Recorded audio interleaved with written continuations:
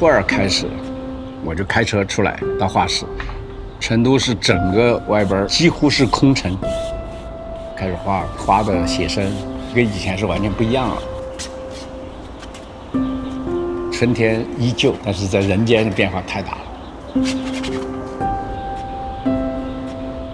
我成都人，我1948年生人，一直基本上都待在成都。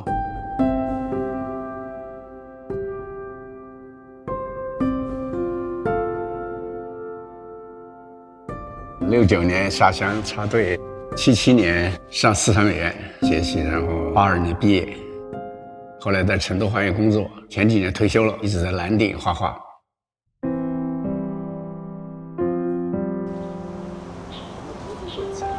90年代的时候，受刘家辉的影响，对建筑感兴趣了。全省的上下拼接一个人就有3米高。蓝鼎最开始它是一个租农民的工厂区开发的一个艺术区，还可以自己设计，所以我当时也是热烈参与。我比较喜欢处在边缘的位置，就分了一个边缘的地给我，荷塘边上的一个斜坡，我就利用这个坡来造了这么一个房子和这个花园。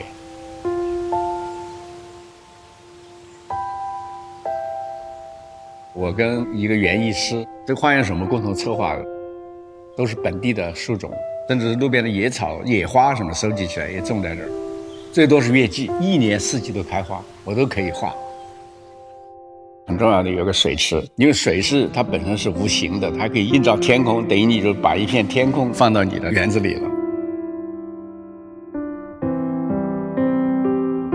我喜欢极简主义的建筑，从功能出发，从我的美学的要求落实去。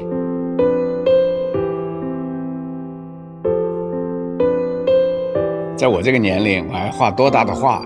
我当时经过一些比较精确的核算，确定了这么一个面积。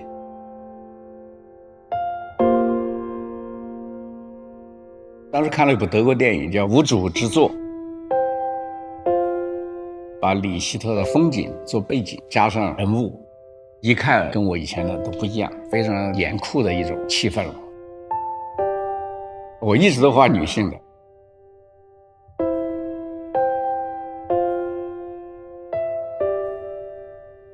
我觉得人是宇宙中的一个奇迹，这个女性更是奇迹中的奇迹了。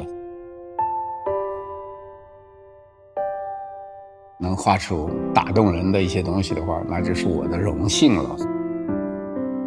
俄罗斯系列纯粹就是我自己生命历程中的这么一段历史了。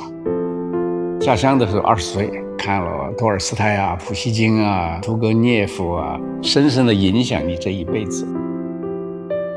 那是一个遥远的过去了，恍若梦境。绝大多数人都觉得这人生中最惨痛的一段经历，但是我反而觉得很多片段是很美妙的。比方说跟自然的那种无缝衔接，这个你在永远的再也达不到了。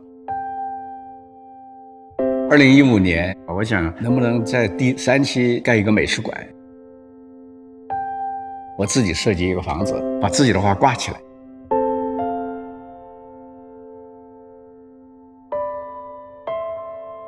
设计过程花了1年时间，18年建成，你真正花了3年时间，只能说是一个爱好者。在旁人看来都说你这个是一种自虐呀，完全是，而我还是觉得乐在其中吧。昨天晚上我差不多4点才睡觉，虽然我知道不是好习惯，但还是改不了。睡眠还是要凑够，所以我按照睡到中午，下午就来工作。我是可能全国唯一一个可以在有人的状态下画画的画家。观察、调色啊，用笔40-50年的工作，它已经成了一种肌肉记忆。所以一般画到大概，我觉得我自己内心能打个70分、80分，我觉得这个画就很满意了。严格说了，我这是40后了。我偶尔接触一个我的同代人哈，他们更多谈的是老年啊、养生啊，还有对未来的一些不确定的恐惧啊，这些东西相当的悲观了。我接触的还是年轻人多一点哈，该干嘛干嘛哈，愿意做什么做什么。